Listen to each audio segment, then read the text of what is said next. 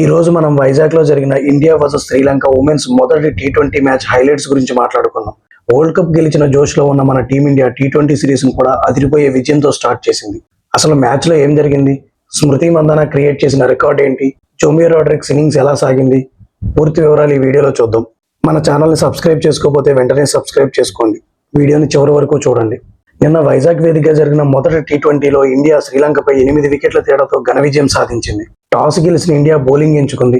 మంచు ప్రభావం ఉన్నప్పటికీ మన బౌలర్లు శ్రీలంక బ్యాటర్లను కట్టడి చేశారు. శ్రీలంక 20 ఓవర్లో కేవలం 121 పరుగులు మాత్రమే చేయగలిగింది. శ్రీలంక ఓపెనర్ విషిమి గుణరత్న 39 రన్స్ చేసినా మిగతా వారెవరూ పెద్దగా రాణించలేదు.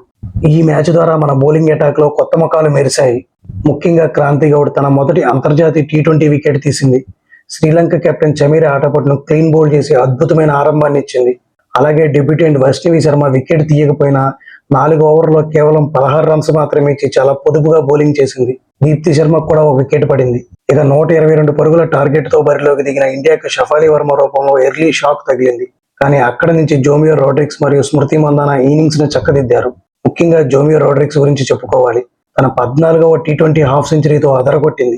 కేవలం 34 బంతుల్లోనే హాఫ్ సెంచరీ పూర్తి చేసుకుని చివరికి 69 పరుగులతో నాట్అవుట్ గా నిలిచి టీంని గెలిపించింది.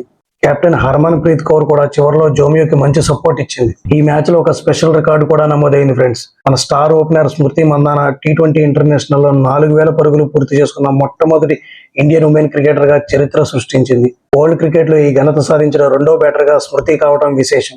నిజంగా ఇది గ్రేట్ అచీవ్మెంట్ కదా.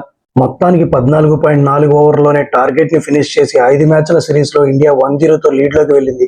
బౌలింగ్ లో క్రాంతి గౌడ్, బ్యాటింగ్ లో జోమియో ఈ విజయానికి కీ రోల్ ప్లే చేశారు. నెక్స్ట్ మ్యాచ్ మంగళవారం ఇదే గ్రౌండ్ లో జరగనుంది.